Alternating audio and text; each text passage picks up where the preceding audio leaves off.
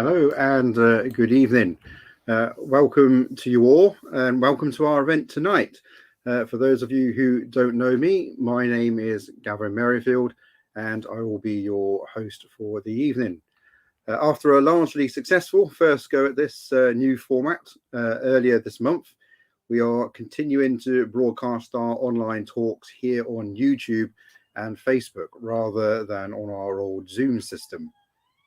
Hopefully this has made the process of finding us and logging in simpler for you as it has for us behind the scenes as organisers. Tonight's event, as ever, has been organised by the Manchester Science and Philosophy Group. We are the local group of Christians in Science based here in Manchester. Our events run from a Christian perspective, but anyone from any background with an interest in science, religion and faith is welcome to join us at these events. CiS itself is an organisation aiming to bring together and support those interested in the positive interactions between science, the church and Christian faith. You can go to our website at www.cis.org.uk to find out more about us or to access other resources. Be sure also to check out the CIS YouTube page where you will be able to find recordings of all our recent events and conferences. If you would like to support the work of CIS practically, then please consider whether you would might like to become a member or a friend of CIS or think about affiliation for your church as a whole. Details for all these options can also be found on our website.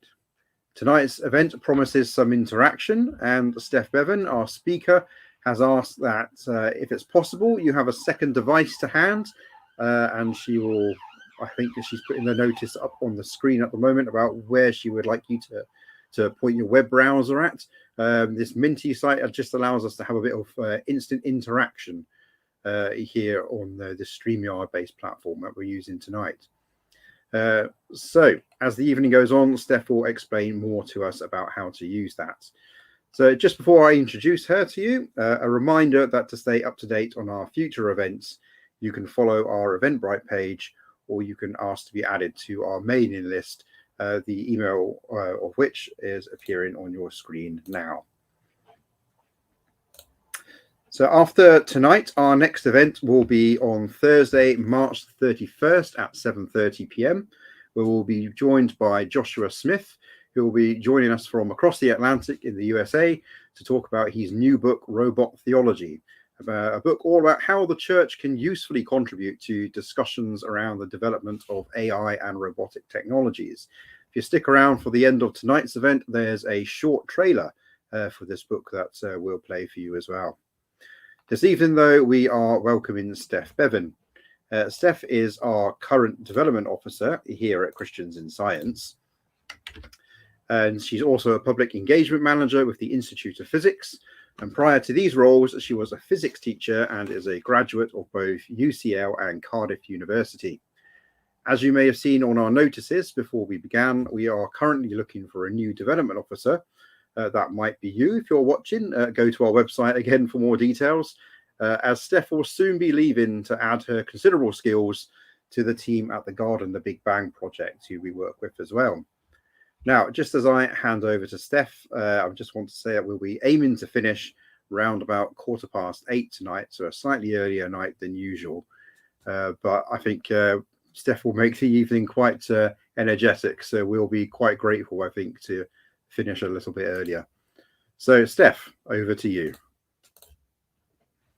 Thanks, Gavin, and thank you everyone for joining this evening. I'm really grateful for those that have managed to work out how this thing called Menti is working.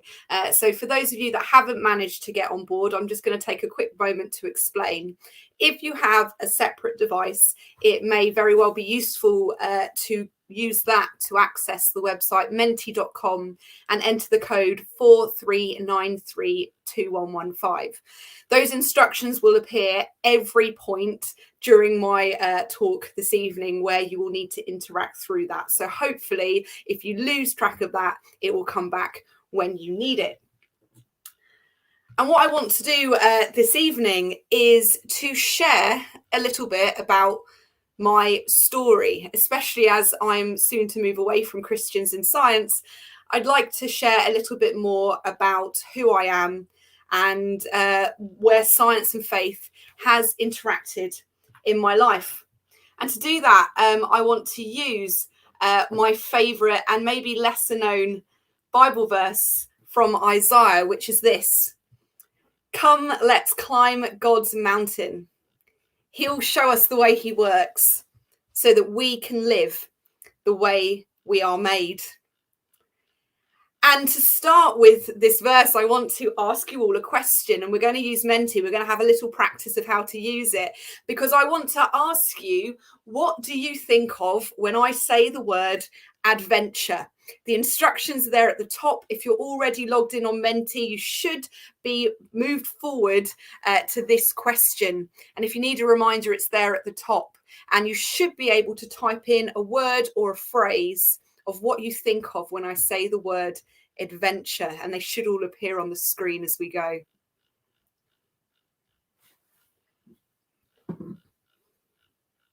It's a very prominent one to start with: excitement, discovery,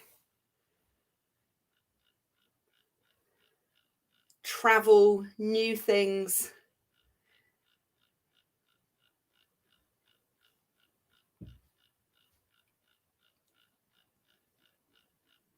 Entering the unknown. Yeah, I think so far they seem very positive. Unknown could be positive or negative.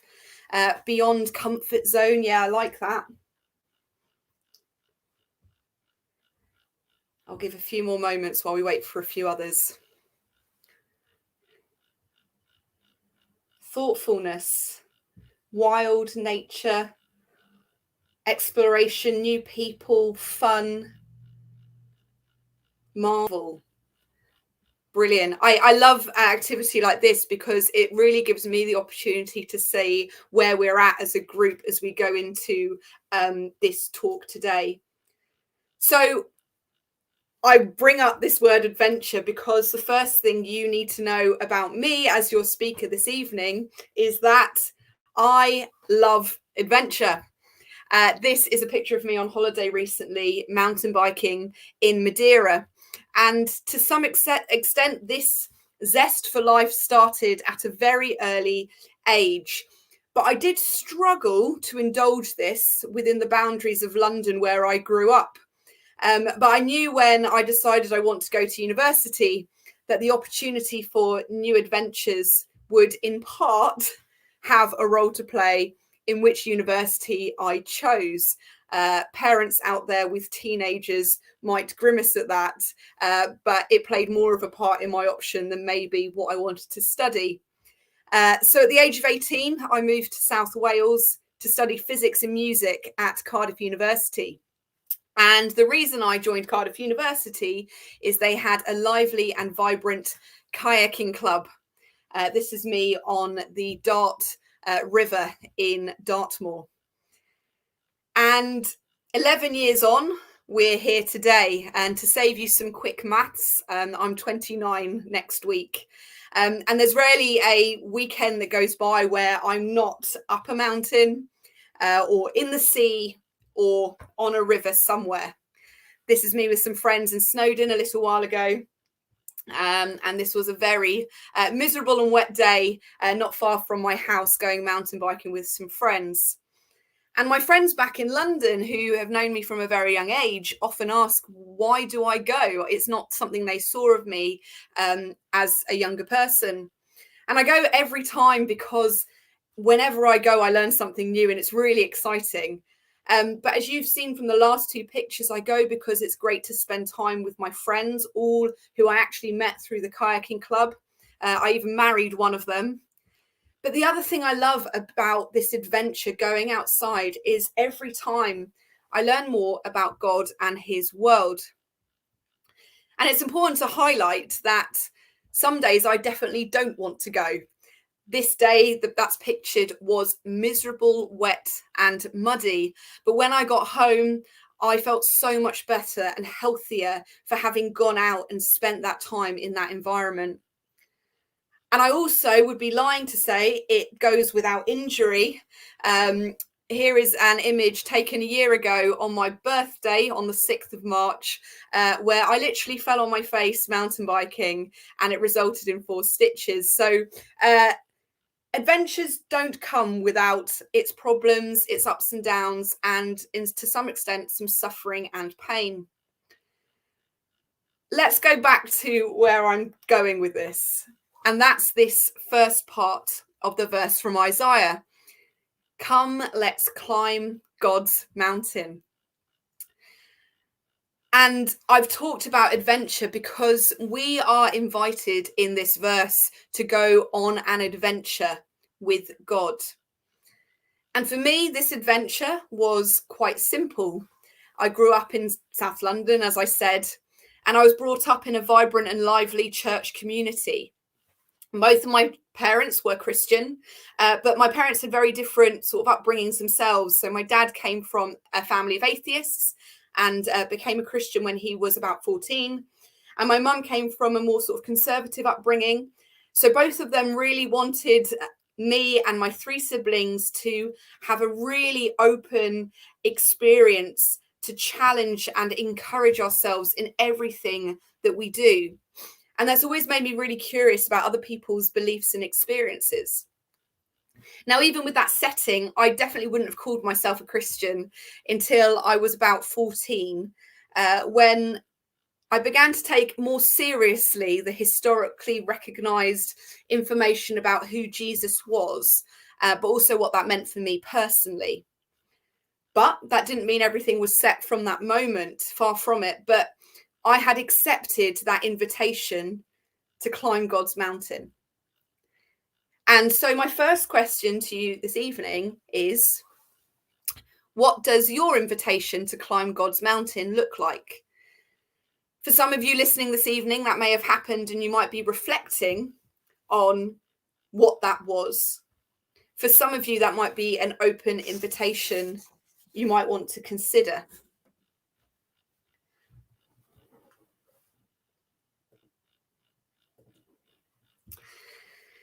Now, the next thing I want to ask you is to go back to Mentimeter, and I've got a new question for you. This is something I used to use with my students, and that was this: scientists take away the beauty of creation. Do you strongly agree or strongly disagree? So if you're still on your device, you should be able to slide where you think this sits on the scale. And if you've logged off, the details are still there at the top of the screen. Menti.com with the code 439321115.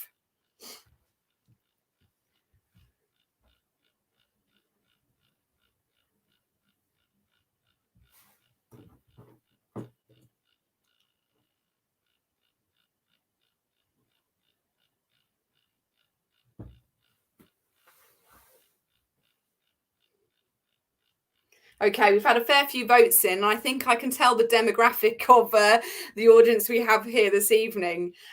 Yes, I think I would be inclined to say the same too.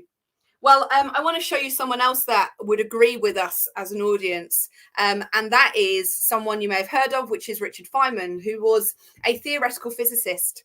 And he was once challenged by a friend who was an artist, who said that science ruins the beauty of something like this, a flower.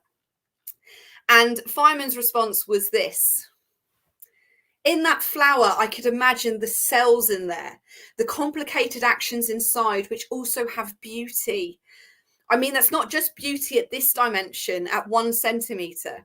There's also beauty at smaller dimensions, the inner structure, also the processes. The fact that the colors in the flower evolved in order to attract insects to pollinate it is interesting. It means that insects can see color. All kinds of interesting questions, which the science knowledge only adds to the excitement, the mystery, and the awe of the flower. And he concludes, science only adds. I don't understand how it subtracts. And I want to enhance this slightly by showing you another image of the very same flower under an ultraviolet light, because he raised that, in that quote, he raised the idea that they're colourful to attract insects, but most insects see in ultraviolet. And so the colours we can see here act like a landing strip to show insects where they get their nectar from. I just think this is really, really cool. I also want to go back to our very first question that many of you were able to answer. If you just give me a moment, it should appear on screen here. At the very start, as some of you were logging in, these are some of the things that you said made you go, wow, seeing awe in the world. There are quite a few things saying sunrises, sunsets, the shape of a tree, a baby's hand, the birds in my garden, mountains, the sky at night, and waterfalls. All of these things are things that we as a group think are things that are awesome and amazing. And I want to share one of my favorite things with you now. And that's this. Did you know that we are stars? Oh, really, we were stars. I used to say this to some of my students who kind of weren't quite sure what I meant by that. And so I'll try and explain it as best as I can now. The fundamental quantities and constants in the early universe were just right. Sounds like Goldilocks and the Three Bears. It was just right for energy to, I'm going to crudely use the word condense, into basic particles from which everything else exists. From there, the incredibly weak force of gravity slowly, and I mean really slowly, pulled together the clouds of hydrogen that after enough time and pressure from the growing size of the nebula would force the nucleus of two individual hydrogen atoms to fuse together to create something brand new, which we call helium. This process of forcing, or fusing as we call it in science, sparked the element factory. We don't call it that, we call it stars. But stars are like a factory building these elements, getting bigger and bigger. And after millions of years, as the hydrogen runs out and is being made into bigger elements, stars tend to expand, and when they do, sometimes they collapse, rebounding in a supernova, which you can see in my next image here. This is one of the most powerful things that can happen in our universe, where the rarest elements are created and forced together, such as silver, gold, and platinum. The only other events that we know about that do this process that can make the most rare elements that we know of, we've started to discover happen more frequently than we realize. And that's when two black holes collide. We've been able to start detecting this from gravitational wave research.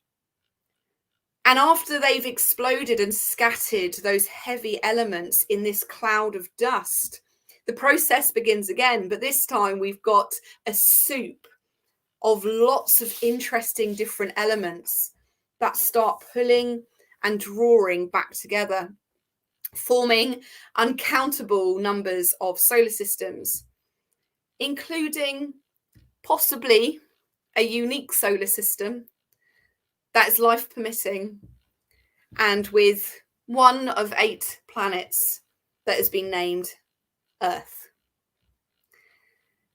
That makes me go, wow. Now, I now want to show you something that is very special to me. Bear with me as I show you this. I'm going to show you a video of a TV advert from 2009, which in some ways explains what I've just done in a slightly more poetic way.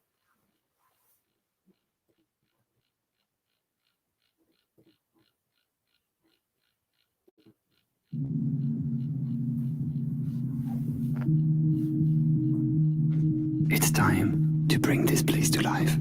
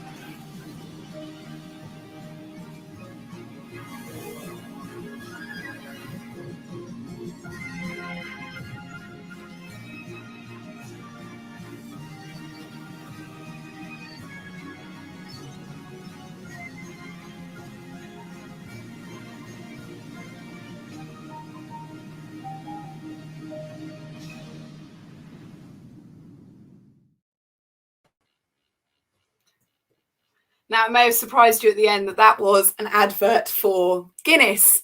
But what I love about that advert is that it poetically shows what I just described that we see through science and modelling and research. But what I like it even more is the use of a team of humans to demonstrate the hard graft and effort needed to form planet Earth into the complex ecosystem that it is. I love the tugging of the grass across the mountains and the breaking of the earth as well, of the ground. And I reference this because it makes me reflect on the effort, love and care of a creator into our own existence. Now, what we see of creation in the story of Genesis often makes us think that God snapped his fingers, if God has fingers, and the universe and everything in it appeared at his command. And although I don't doubt the ability to do that, I think the purpose of Genesis is to show us that God loves mankind and put effort into our existence. And the poetic and meticulous story that physics describes of 13.9 billion years of history of our universe only reinforces to me what the Bible teaches us about the character of God, that God doesn't do things the easy way. If you're a Christian here this evening, we know that the Bible in the gospel at the beginning of the New Testament shows us again that God certainly does not do things the easy way because of his love for humanity. And so I want to pause again with this question. How does God show you how he works? Now, we're Christians in science, and I think we can maybe unite on science being one of those major things. It certainly played a huge part in my life. I wonder if it has for you, or indeed if anything else has been another way that God has showed you how he works.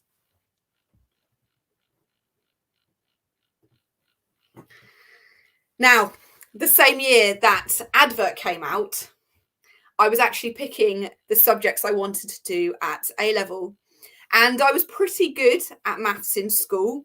And I was also a really keen musician. That might give you some insight into the title of the talk I was giving today, which is Planets, Piccolos and People. And I was very keen with maths and music, again, from a very young age. They were things I just seemed naturally okay at doing. And when I went to pick my option choices at A-level, it was obvious to me that I would be picking maths, further maths, music. And because I was a good Christian teenager, I must do, you've guessed it, religious studies. And that had been my plan all through year 11 doing my GCSEs. And I had to make that agreement with my college well in advance of starting. And on my first day of A-levels, I was just turning onto the street for the first time, walking up to the new sixth form I was going to. And out of nowhere, I had this sort of overwhelming feeling of dread regarding studying religious studies. I hadn't done that badly in my GCSEs, but I recognised that essay writing wasn't natural for me. And I'd only picked it because I thought I should do it rather than because I liked it. So when I arrived at school, I sat down with the admissions officer to look at my choices to replace religious studies with anything else that I could fit. I hadn't done history, so that wouldn't fit. I couldn't do geography, which was another favourite of mine because it didn't fit in the timetable. And I went down the list with the admissions officer until we hit physics, which they recommended because I was doing maths and further maths, and so it seemed logical. However, I had not enjoyed physics at all during my GCSEs. And also my mum was a physicist, so the teenage rebel in me was screaming not to do it because I didn't want to just copy what my parents did. But I also felt like I didn't really have much choice in that moment. So I picked physics, very reluctantly. Now, since that moment, I've done a degree in physics. I was a physics teacher for 5 years in secondary schools. And I now work for the Institute of Physics, have been a teacher trainer in physics and advise schools on how they should be teaching and delivering physics. And as Gavin said at the start, I have also been the development officer for Christians in Science. At the age of 14, I had accepted the invitation to follow Jesus and climb God's mountain, whatever that adventure was. And from that moment, when I was picking my A-levels, he had shown me the way he worked in science, something that I didn't really realize was indicating God before. And I've been, ever since that point, with varying success, trying to live the way that I've been made. So I want to return back to that verse right at the start. Come, let's climb God's mountain. He'll show us the way he works so we can live the way we are made. And what I want to ask of you this evening is what does it mean for you to climb God's mountain and go on that adventure? How does God show you how he works? And how can you live the way you are made? Thank you for listening. I wanted to keep it short and sweet. And I hope that just gives you some food for thought as you go into your weekend on whatever adventures I hope you're going on to.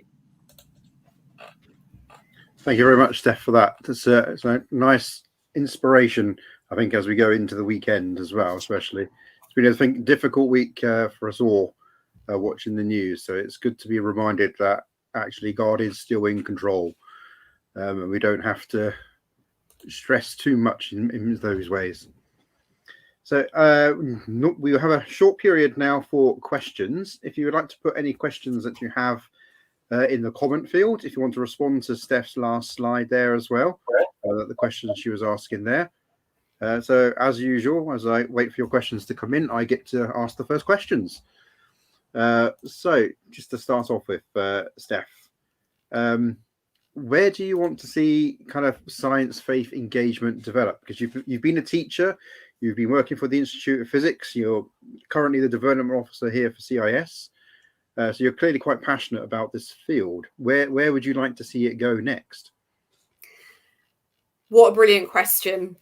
And I want to tie it into kind of your comments a moment ago about the way we see the world going and the division we have and so much difficulty and challenges we've been through maybe in the last week, let alone the last year, decade, and so on. One thing we've been working in the Institute of Physics on is understanding what meaningful engagement is.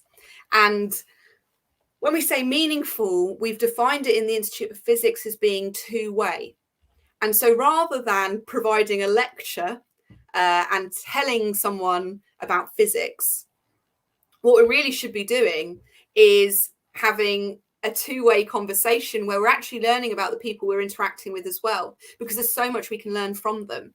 And I think sometimes the older we get, and I'm certainly guilty of this, we feel like we've got more wisdom than the people in front of us, when actually I have been inspired by young teenagers in my classroom who are wise beyond their years, that have taught me so much. And so my approach to teaching was very much, we're in this together, I'm not above you. And I saw a lot of success in my teaching that way.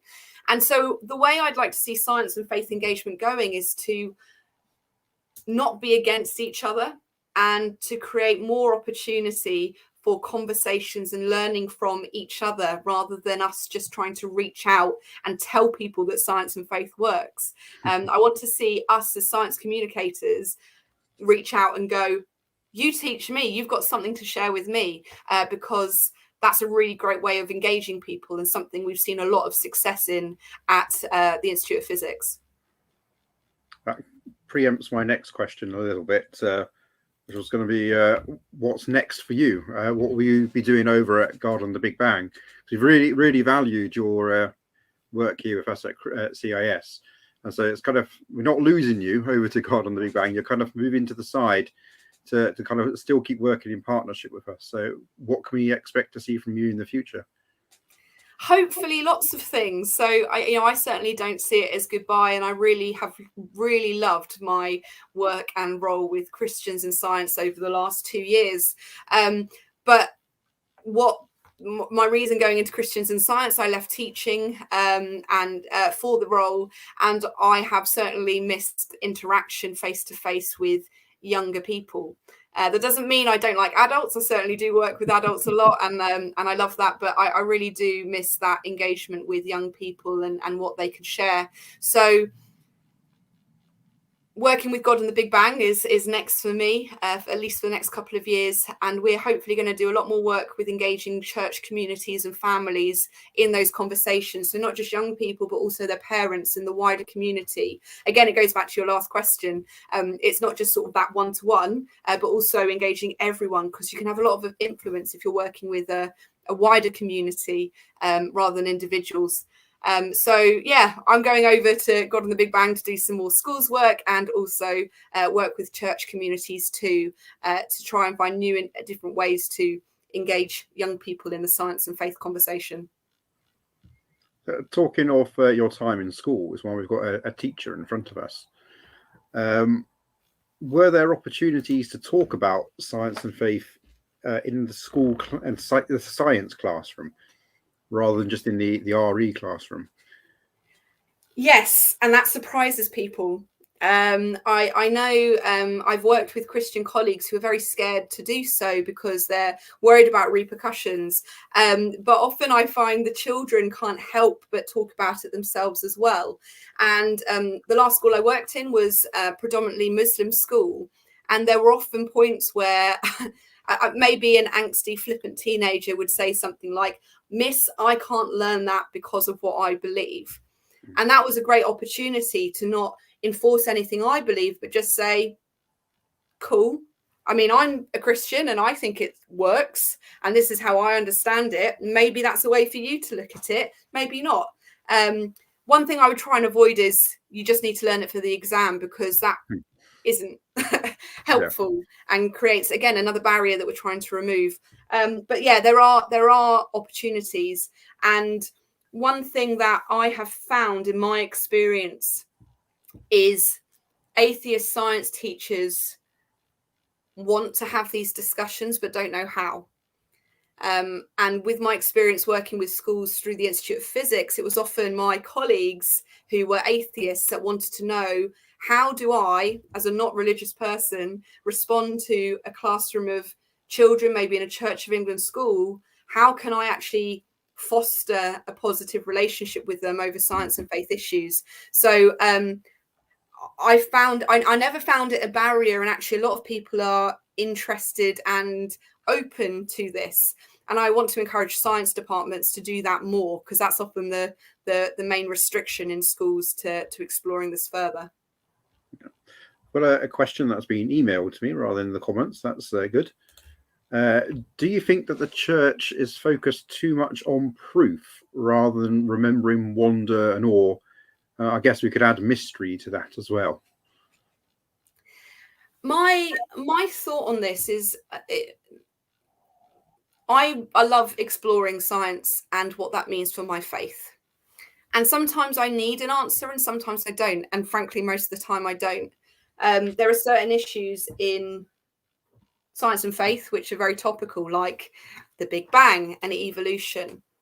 But my faith isn't held on those things.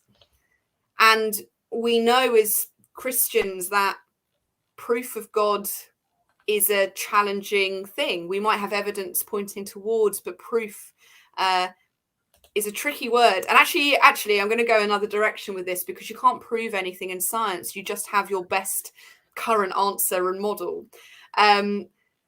So I think the church does focus a bit too much on proof. I would say so. And for me, I find wonder and awe helpful. I think the difficulty is searching and seeking proof can cause, again, division. And everything I try and do is create unity.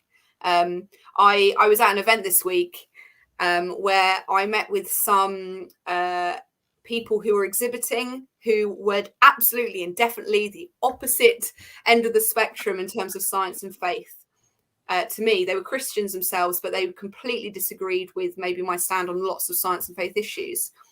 And I had such an incredible, wonderful conversation with them because we didn't talk about the controversial issues. Because I went up to them and I said, look, I know you can see that my badge says Christians in science, and I can see what yours says, and that we're going to disagree on things. I don't want to talk about that. I want to learn from you what we can agree on. And one thing we knew was we agreed on Jesus's existence and what that means for humanity. And that was more important than anything else. So I think, again, we need to get better at listening to one another, listening to each other and learning from each other. Even if we don't agree with someone, we need to learn other people's perspectives. So Wonder and Awe comes into that. But also there's that bigger picture of proof can be divisive. And I try and steer a bit clear of that. Try and look for the good in situations and in people. Yeah. Train yourself into the habits of that and make it a virtue, as it were. Yeah. Yeah. So just to start wrapping up, just two final questions. As always, what books or resources would you recommend for anyone wanting to look into tonight's topic further? Oh, that's a very good question. Do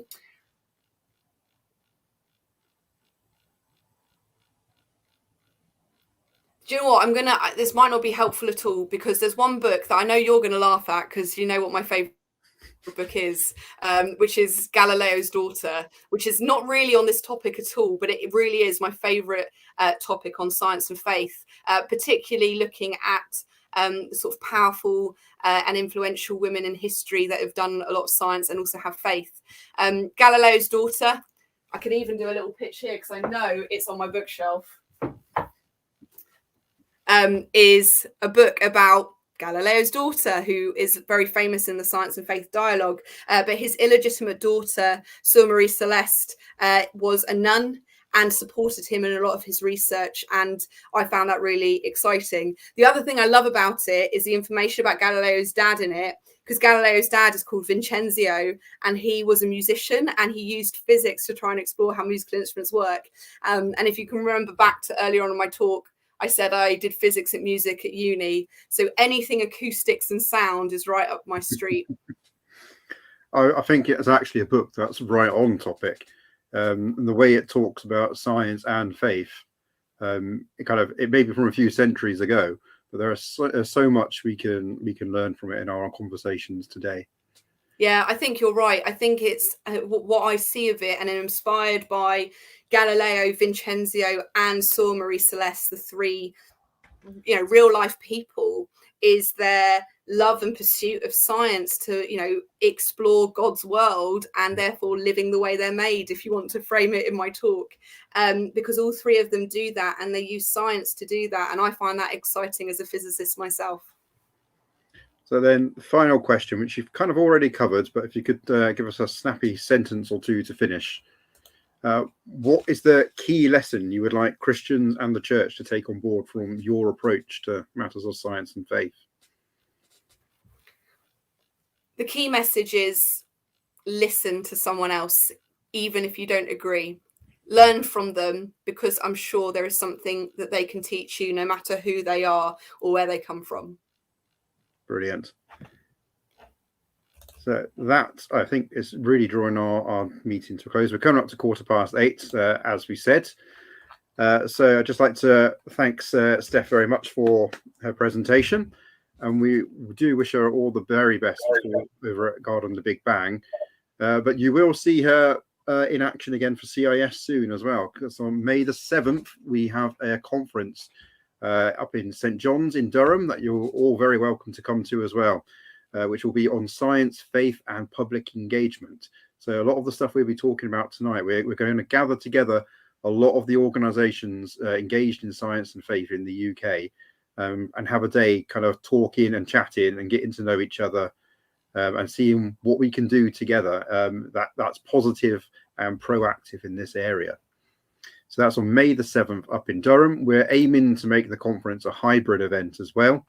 So if you can't make it to Durham itself, you'll be able to join us online as well. So thank you for all your questions this evening and all your comments and all your interaction through Menti. That really helped make the evening very, very good. So our next event is on March the 31st at 7:30 p.m. I said we'll be joined by Joshua Smith, who is an academic and pastor over in Mississippi. He'll be discussing his new book on robot theology. I will play a trailer for that in a minute, if the technology allows, just as we finish up. But if you want to keep up to date with all our events, go to our Eventbrite page to register for these events, or you can send me an email here at this address, and I'll add you to our local mailing list as well. Please check out the CIS website as well to see details of our upcoming Connect conference, which is in March. That's focused mainly at kind of students and young researchers and early career scientists, but I think anyone is welcome to join that as well.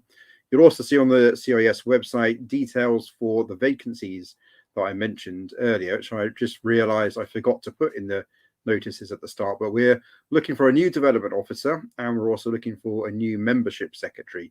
These are both very important roles in CIS, so please take a look at those details, consider whether that might be you or whether it might be someone that you know and could recommend for those roles. Please keep those positions and our upcoming events and conferences in prayer, so that God would supply the right people for them. So until next time, March the 31st, take care and keep safe.